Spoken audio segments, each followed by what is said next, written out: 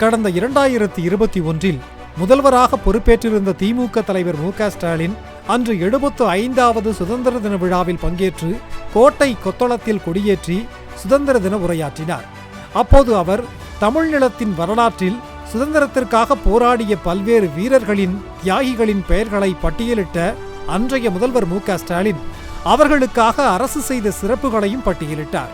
மேலும் காந்தியடிகளுக்கும் தமிழ்நாட்டிற்குமான உறவு, இந்தியா, சீனா, பாகிஸ்தான் போரின் போது தமிழ்நாடு என்ன பங்களிப்பு செய்தது என பல்வேறு செய்திகளை பட்டியலிட்டு பேசியது அனைவருக்கும் சுதந்திர வரலாற்றை பகிர்வதாகவும் எழுச்சிமிக்கதாகவும் இருந்தது. தொடர்ந்து தான் முதல்வராக பொறுப்பேற்று 100 நாட்கள் மட்டுமே நிறைவடைந்திருந்த நிலையில் கொரோனா பேரிடர் சூழலிலும் திராவிட மாடல் ஆட்சி செய்த சாதனைகளையும் பட்டியலிட்டார். தமிழ்நாடு முதலமைச்சராக நான் பொறுப்பேற்றதிலிருந்து இன்று 101வது நாள். கொரோனா என்கிற கொடிய நோய் தொற்றை மேலாண்மை செய்து மக்களை காப்பாற்ற வேண்டிய சூழ்நிலையில் பல்வேறு நடவடிக்கைகளை துரிதப்படுத்தி அதில் வெற்றியும் கண்டிருக்கிறது. கொரோனாவாலும் ஊரடங்காலும் வாழ்வாதாரம் பாதிக்கப்பட்ட மக்களுக்கு ஆறுதல் அளிக்கும் வகையில் 4000 ரூபாய் 2 தவணைகளில் வழங்கப்பட்டது. 14 அத்தியாவசிய பொருட்கள் அடங்கிய மளிகை தொகுப்பு வழங்கப்பட்டது. கொள்முதல் விலையை குறைக்காமல் ஆவின் பாலின் விற்பனை விலை லிட்டருக்கு 3 ரூபாய் குறைப்பு, பெட்ரோல் விலை 3 ரூபாய் குறைப்பு, மகளிர், திருநங்கையர், மாற்றுத்திறனாளிகளுக்கு நகர பேருந்துகளில் கட்டணமில்லா பயணம், தேர்தல் பரப்புரையின் போது பெறப்பட்ட மனுக்களுக்கு உங்கள் தொகுதியில் முதலமைச்சர் துறை மூலமாக தீர்வு காணப்பட்டது. திருக்கோயில்களில் அன்னை தமிழில் அர்ச்சனை, அனைத்து சாதியினரும் அர்ச்சகராக நியமனம், தமிழ்நாட்டுக்கும் தமிழினத்தின் வளர்ச்சிக்கும் பெரும் பங்காற்றியவர்களை பெருமைப்படுத்த தகைசால் தமிழர் என்ற பெயரில் புதிய விருது.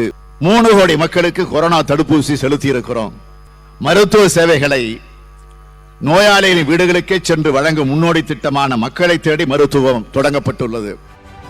இப்படி சுதந்திர தின விழா உரையில் தமிழ் நிலத்தின் சுதந்திர போராட்ட வீரர்களின் வரலாறு, தமிழ்நாட்டின் சிறப்பு, தமிழ்நாடு அரசு சுதந்திர போராட்ட தியாகிகளுக்கு செய்துள்ள நன்றிக்கடன், 100 நாட்களில் திராவிட மாடல் அரசு செய்துள்ள சாதனைகள் என பட்டியலிட்டு பேசியது ஒரு தலை சிறந்த தலைவரின், முதல்வரின் உரை எப்படி இருக்க வேண்டும் என்பதற்கு உதாரணமாக இருந்த நிலையில் 80ஆம் ஆண்டு சுதந்திர தின நாளான இன்றும் அவரது அன்றைய பேச்சு வைரலாகியுள்ளது.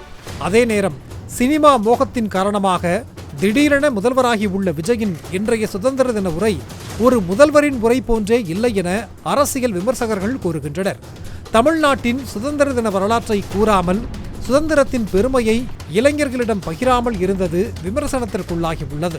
மேலும் ஆட்சிக்கு வந்த 100 நாட்களில் தாவேக அரசு செய்துள்ள சாதனை என அவர் பட்டியலிட்டது அனைத்தும் வெறும் நிர்வாக ரீதியிலான நடைமுறை மட்டுமே என்றும், அதிலும் குறுவை தொகுப்பை வழங்கியதை சாதனையாக சொல்வதும், போலி பயிர்க்கடன் குறித்து விவசாயிகள் போராடி கொண்டிருக்கும் நிலையில் தனது சாதனை என சொல்லிக் கொள்வதற்கும் விஜய் தலைகுனிய வேண்டும் என கூறியுள்ளனர்.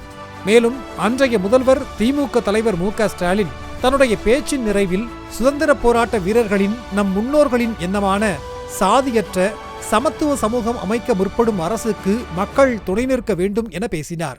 ஆனால் சினிமா மோகத்தின் காரணமாக திடீர் முதல்வரான விஜயோ ஓட்டு போட்ட மக்கள் ஒதுங்கிவிடாதீர்கள், இனியும் என் கூடவே இருங்கள் என பிரச்சார மேடையாகவே சுதந்திர தின விழா மேடையை பயன்படுத்தினார் என்றும் குற்றச்சாட்டு எழுந்துள்ளது.